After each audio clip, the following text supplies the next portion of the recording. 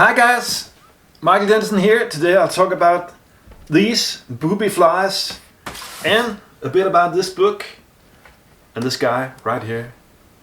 Hang on.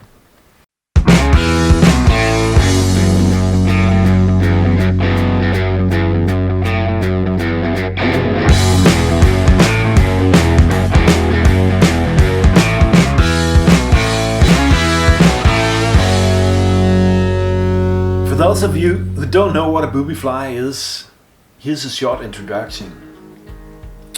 Wet flies, nymphs and streamers are for most parts designed to sink, which makes good sense since they need to be fished under the surface. Back in the 1970s and 80s, some British stillwater fishermen started experimenting with floating flies and sinking fly lines.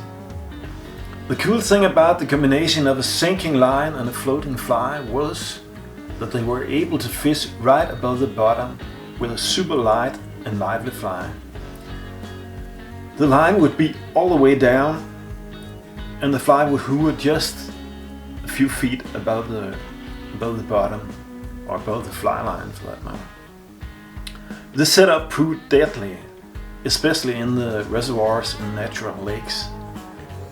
But it also works in rivers and in the salt for that matter.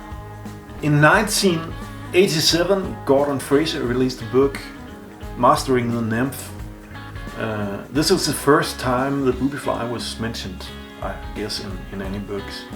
Gordon was the man who invented the booby fly. He was inspired by a lot of other fishermen who also made floating flies at the time.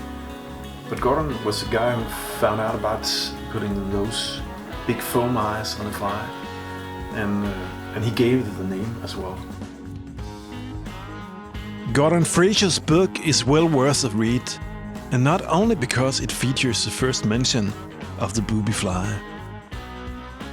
Gordon's thoughts on imitation and his knowledge about stillwater fishing is as impressive today as it must have been back then. The book was illustrated with black and white photos and some pencil drawings. And there's some full-page color plates showing the flies, including the first booby flies, that actually were nymphs, not streamers. Some years ago I wrote a book titled Tying and Fishing the Booby Fly. It was the first book on the subject. And to the best of my knowledge, it's still the only one. Let's have a look inside my book. This is the iBook version, but the book is available as an Amazon Kindle book as well. The book traces the history of the booby fly, and it shares my experience of fishing booby flies for more than 20 years.